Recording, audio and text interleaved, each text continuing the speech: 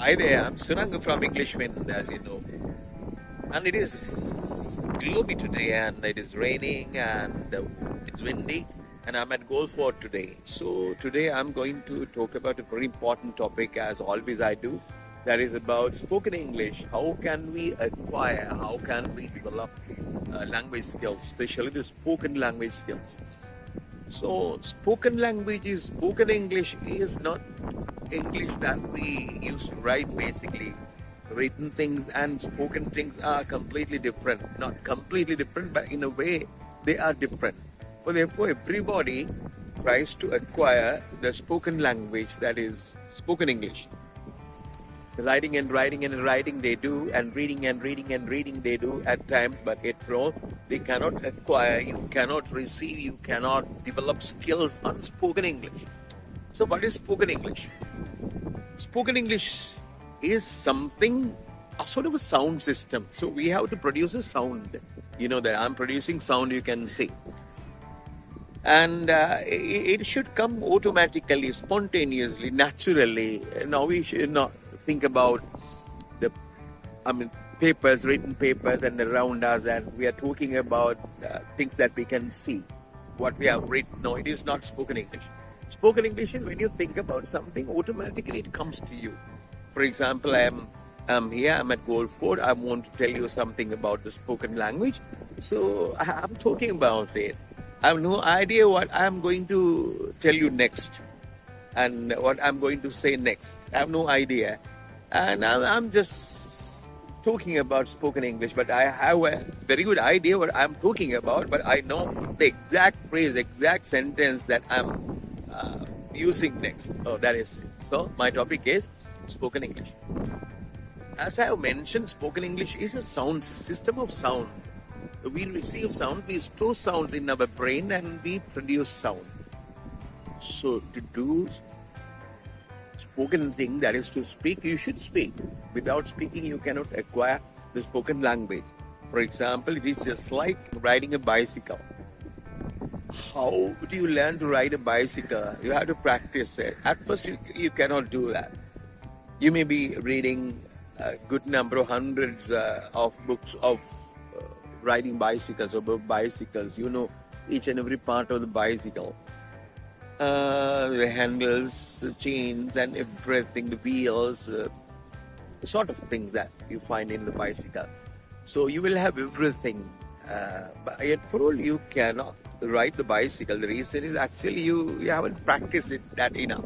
First, it is really difficult, but finally you find it is really easy to do the particular thing. So learning language is something similar.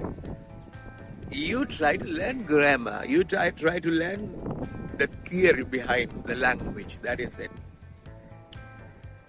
But if you don't practice it, if you don't speak, you cannot speak, that is it. You just forget that theory, that idea. The reason is actually teachers are teaching you spoken English in Sinhala. That is it. First you have to learn a second language or foreign language through your mother tongue. Sinhala, that is it. That is quite true. It has no problem. Yeah, that is it. That is quite true. But the problem is actually someday you should somehow go away from this particular track. And you should leave this track. Otherwise, you have to be there for the whole life. For example, you can say I'm walking along a particular track. So if my track is Sinhala, so you have to do it throughout your life. If you want to learn English, you have to change this track. Yeah, I'm going to a different track now. You can see. Yeah, my second track. It's really small. You can see that this second track is really small one. Yeah, that is smaller. That one is bigger. That is single track. This is English track. But I somehow managed to come to this particular track. So then I developed my language skills by doing that. So one thing is, another thing is really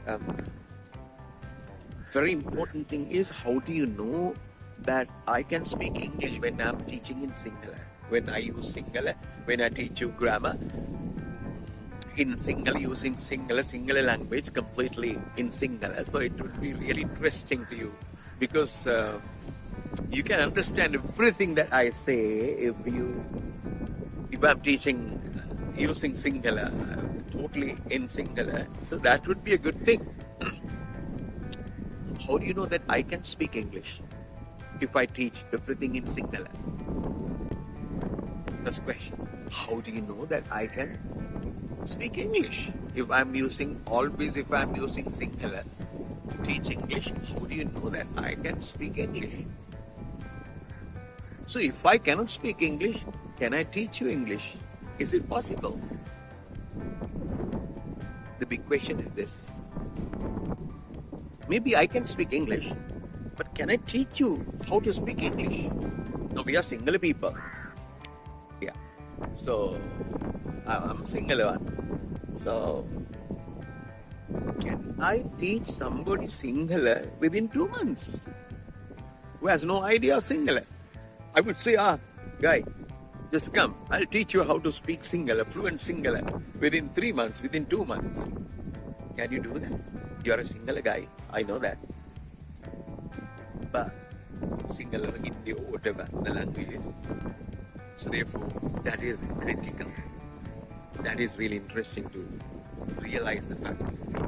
Even though I can speak English, I cannot teach you English. To teach English, I should be a good teacher. But after all, if I cannot speak English, I cannot teach you how to speak English, spoken language. So then how can we learn English language?